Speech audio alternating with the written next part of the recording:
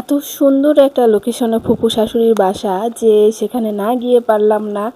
আর ওই রাস্তা দিয়ে গেলে ফুপু শাশুড়ির বাসাটা মিস করি না, কারণ এত সুন্দর পরিবেশ দেখেন না। পাশে পুকুর রয়েছে, বিল রয়েছে, আর সেদিনের প্রচুর পরিমাণে এত বাতাস হচ্ছিল যে কি বলবো, মন প্রাণ একদম শান্তিতে ভরে গিয়েছিল। এইখানে মনে হয় সারাদিন না খেয়েও বসে থাকা যাবে এমন একটা পরিবেশ। তো দেখছেন বাতাসের কি অবস্থা, আর খোলা জায়গায় প্রচুর পরিমাণে বাতাস হচ্ছিল। সামনে পানি থাকলে এরকম কিন্তু অনায়াসে বসে থাকা যায়। ম্যাচিং ম্যাচিং হয়েছে আমার জামার সাথে, একদম ম্যাচিং ম্যাচিং হয়েছে। এটা কি ফুবো আম? এটা বানানা নাকি? তাহলে ওই কোন ওইটা সূর্যমুখী আম, 12 সর্বোচ্চ তুমি 13 করতে পারো সর্বোচ্চ। বিশাল সাইজ কিন্তু এই যে এগুলো হচ্ছে 23 সালের ফোন। আমার হাতের থেকেও বড়, অনেক বড়। আর এটা হচ্ছে বানানা, এটা হচ্ছে বানানা। 12,000 টাকা বেশি না যাবে না। হ্যাঁ 12 12.5 সর্বোচ্চ। মানে বাতাস হলে বসে থাকতাম।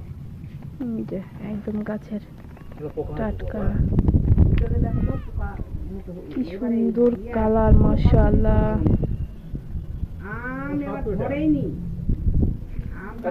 মামুনি জামাই আসেনি? ও এখন পুরো দমে মানে চাষাবাদ করছে না?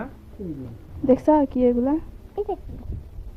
মানুষ যে চাষাবাদ করে লক্ষ ফুল দেখছো কি এগুলা? দেখছো? হ্যাঁ, একটা ভিতরে নাকি পোকা আছে, দেখে খাও। ভালো দেখে, ছোট একটা দেখে খুঁজেই পাচ্ছ না। ভালোই করেছে। এই যে এটা টক টক হবে, যে এটা না মিষ্টি হবে।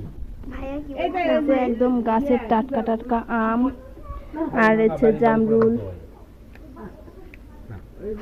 হাত ধুবো, গাবারির জামুলা।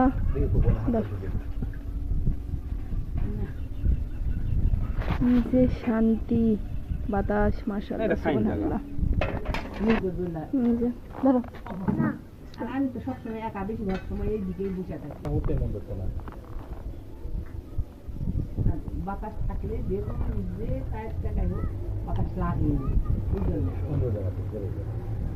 তো পরিমাণে বাতাস হচ্ছিল সেই দিন যে কি বলবো, মন প্রাণ একদম জুড়িয়ে যাচ্ছিল। আর এই ফুপু শাশুড়ির বাসায় কি গাছ নেই বলেন, আলু পটল থেকে শুরু করে লেবু, আম, জামরুল, বিভিন্ন রকম ফলের গাছ রয়েছে। আর বিশাল বড় সামনে জায়গা রয়েছে যেখানে বাচ্চারা কিন্তু অনেক সুন্দরভাবে খেলতে পারে।